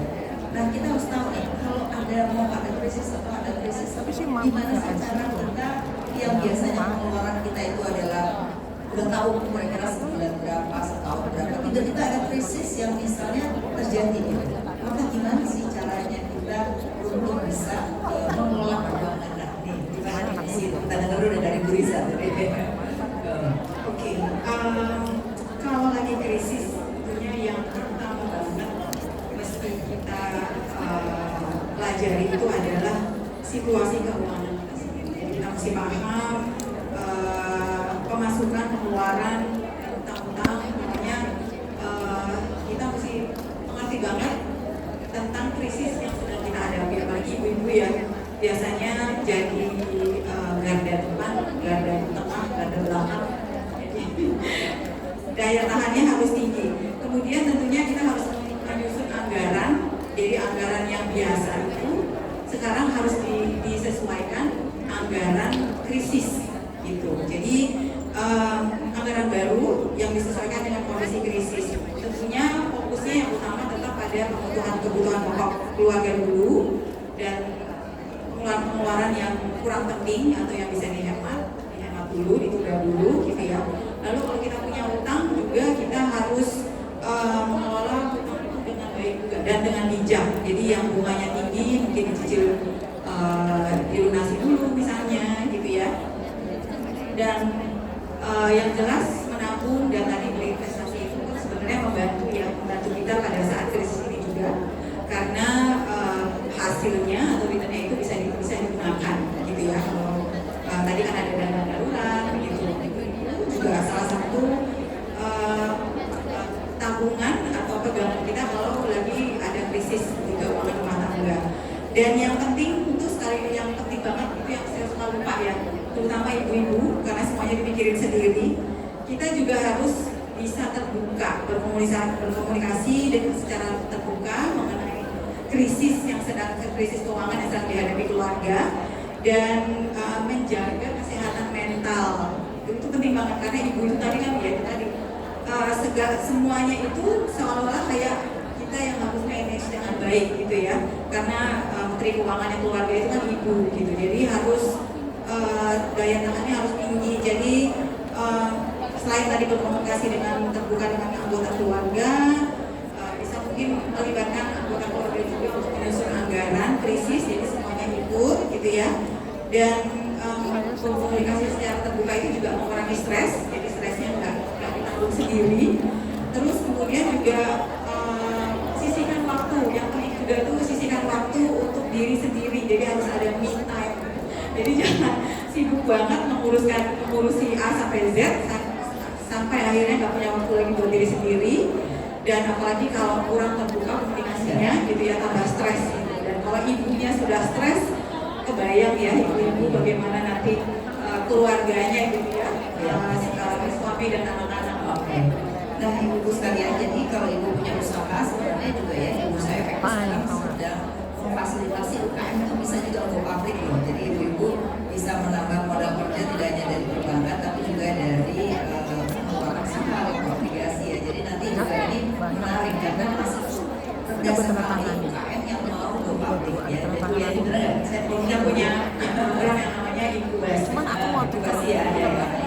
Jadi mungkin di sini banyak ibu-ibu yang sebenarnya usahanya sudah mulai menengah, itu bisa nanti melakukan go public juga karena itu sangat bermanfaat untuk mengontrol ya.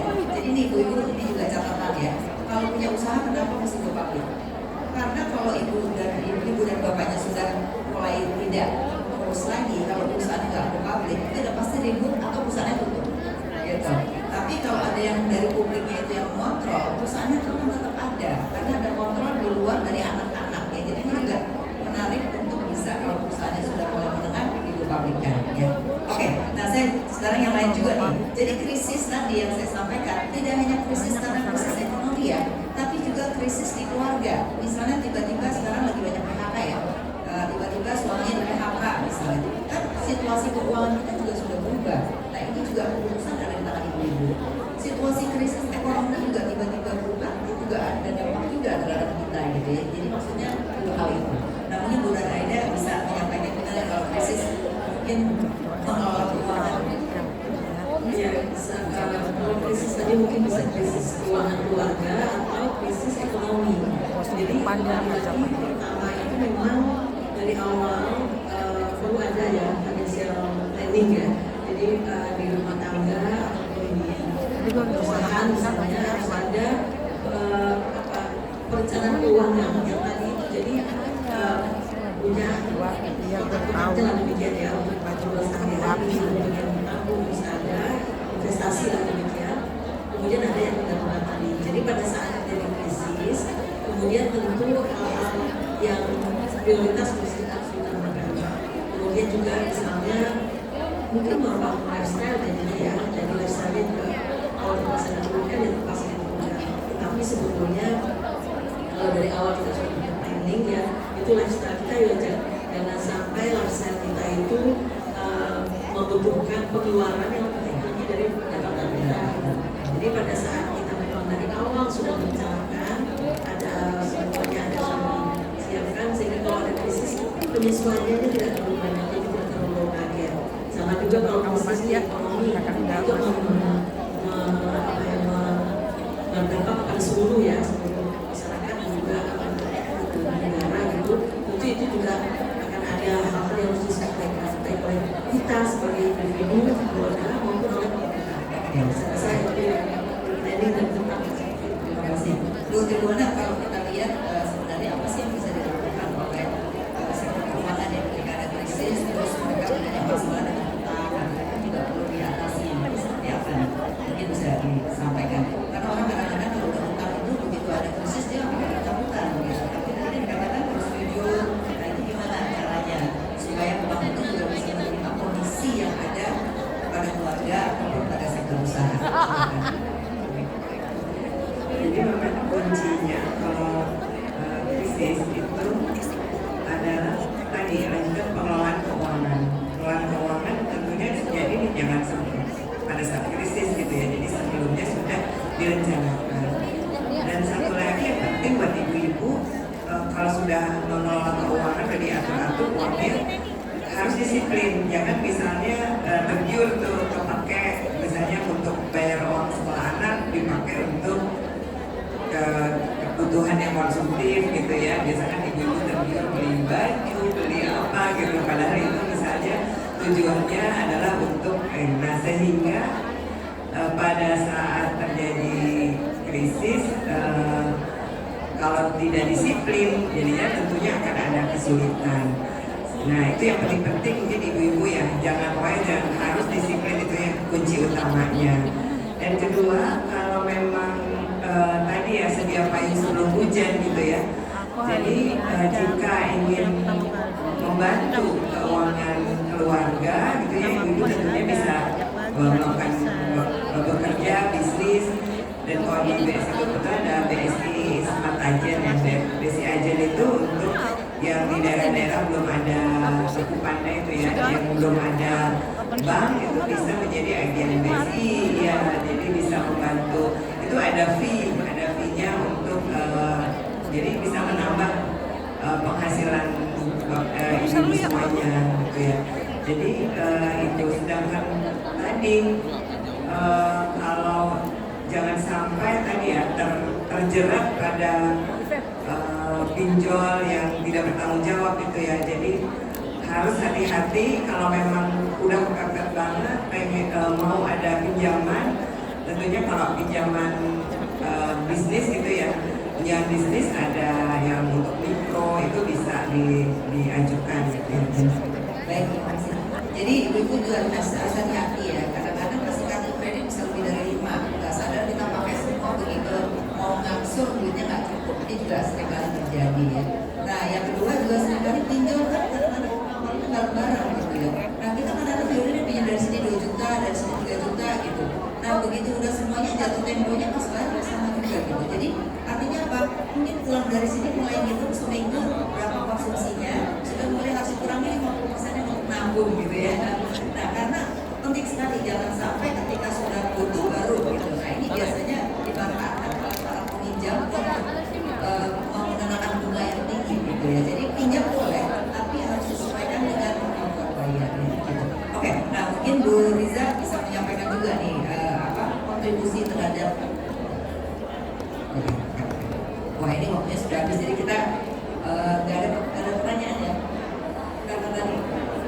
Karena tadi kita terlambat banyak, jadi sudah. Oke, sebagai penutup aja mungkin masing-masing nggak sampai 1 menit ya, 3 detik.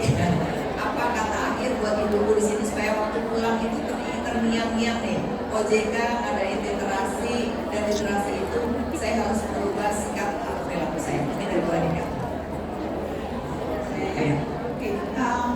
Mungkin yang pertama, ibu sebagai pembentuk kebiasaan sehat dalam hubungan keuangan. Kita harus mempunyai hubungan yang sehat dengan keuangan. Artinya apa? Tadi perencanaan. Anak juga sejak ini harus diajar mengenai perencanaan. Enggak semua bisa dibeli, enggak semua bisa digunakan. Satu, perencanaan keuangan. Kedua, saya tadi sedikit yang belum banyak ditouch itu mengenai pinjaman ya. Kalau mengenai simpanan sudah direncanakan dengan darurat dan pinjaman. Jangan pinjam buat belanja bulanan ibu-ibu. Jangan pinjam buat hal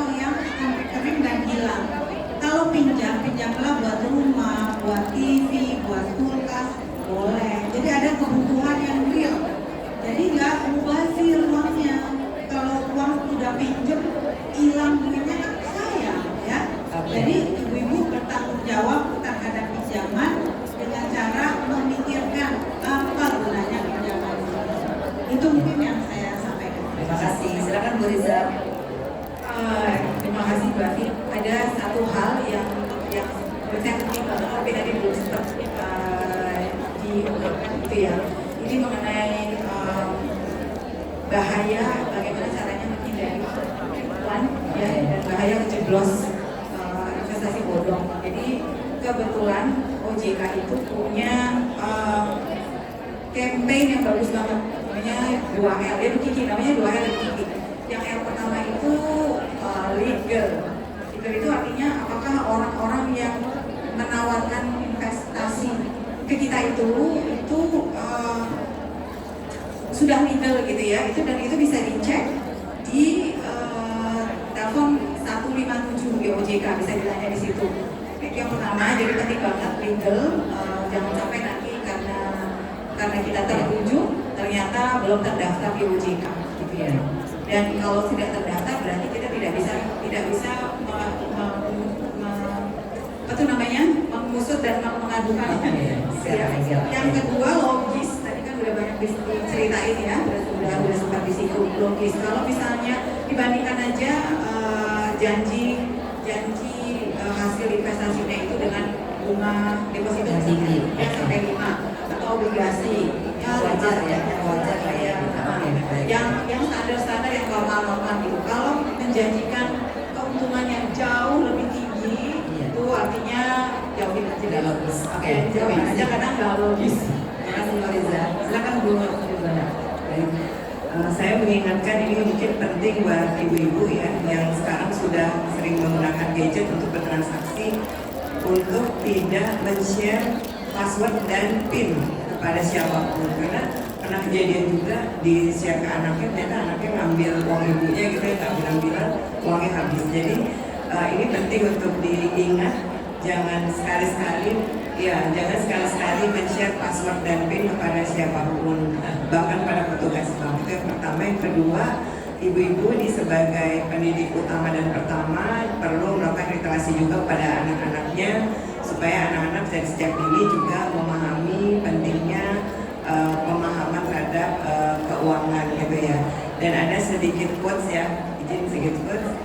Jadi karena ibu-ibu punya peran penting, jadi setiap cerita sukses anak perempuan adalah bukti nyata dari didikan dan doa ibu yang mengiringi langkahnya sepanjang perjalanan. Oke, terima kasih. Silakan Bu Nur Aida. Silakan Bu Aida.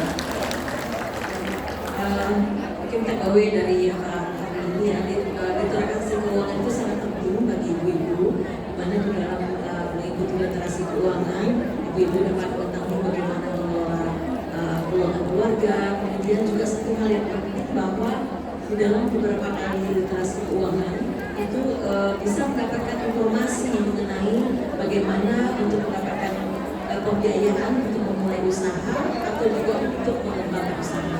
Nah, oleh karena itu menurut saya ibu-ibu harus sering-sering ya ikut literasi keuangan, karena banyak sekali kesempatan yang bisa didapatkan baik berupa informasi maupun kesempatan untuk mengembangkan usaha. Kita kasih applause dulu buat narasumber kita semua, Ibu Nur Aida, Bu Tribuana, Bu Riza, dan Bu Anika. Jadi literasi keuangan manfaatnya adalah bekal di masa depan. Jadi kalau masa depan kita suram, karena diri kita sendiri nggak bisa mengelola keuangan. Terima kasih. Assalamualaikum warahmatullahi wabarakatuh.